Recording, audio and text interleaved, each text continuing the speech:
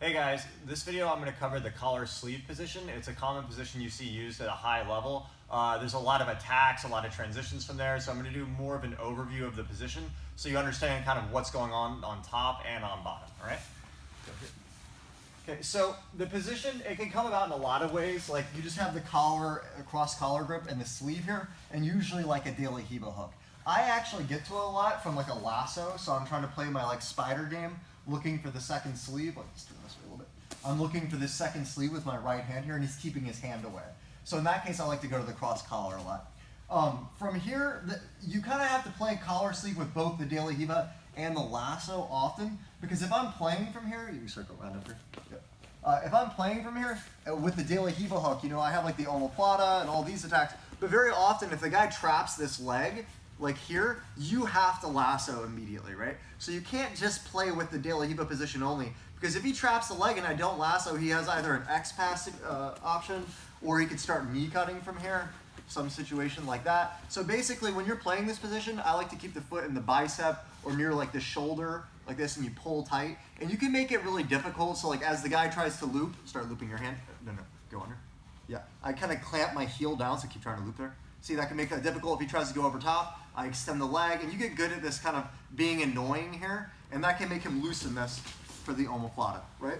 But sometimes you fail and he loops the leg, right? So as soon as he loops, right, you lasso over, right? Once I lasso, I can either push with the foot and get this foot back out, or sometimes you may actually have to let go and try to mess with the sleeve grip to get the foot back out and come back out, okay? But understand, when you're playing this position, every time your leg gets trapped, you need to come back to the lasso to get the foot free, okay?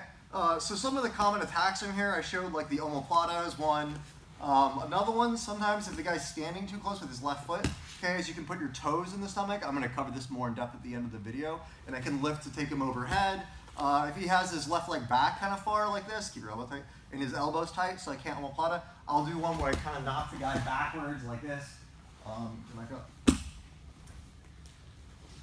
Okay, another situation is just in general, you can play here, and like when you push back, you can transition to the ankle and try to switch for bolo options as well.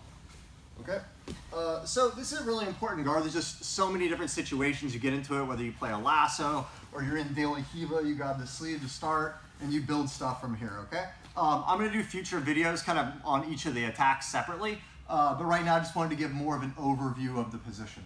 Okay, so I think a lot of people have seen the omoplata attack here, where you just kind of pull the sleeve, extend your leg, and I try to use my hamstring to kick into his knee to try to snap this over, right, like that. Another way to set that up is like if he traps this leg, so trap it, I'll usually lasso and I get this foot back out. And one of the ways the guys try to get out, if you have the lasso, because here trapping the leg doesn't help, is they'll try to loop their hand out of the lasso a bunch.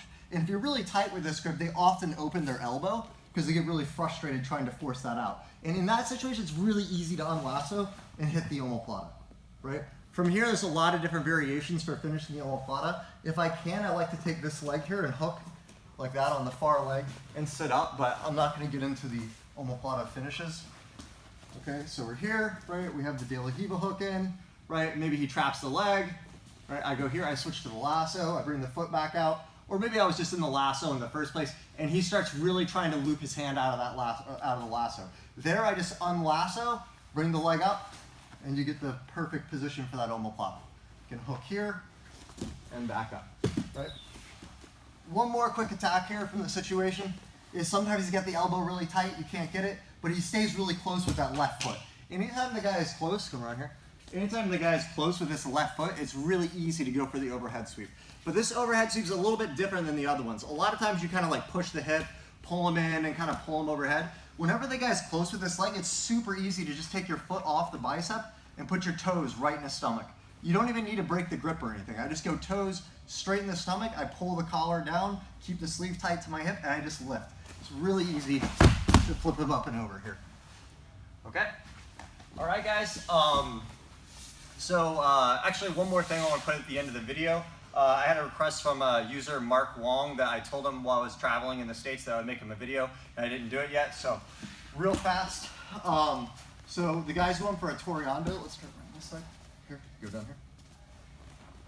Okay, we're here. So he's got the pants here like this, right? So when the guy's doing the Toreando, people are framing, doing this stuff properly, but one mistake I see a lot of people making is they're not quick on this frame. So if you focus on all this, but start coming around, you're really late on this frame. There's a point where the guy's so far, it's hard to get him to back off you, right? So you need to have your hands ready. I have my arms low, not up here, right? And when he starts to pass, strike the floor quick and try to get this frame out fast, right? If you're really late on this frame and the guy gets so close, it becomes really difficult to fire, okay?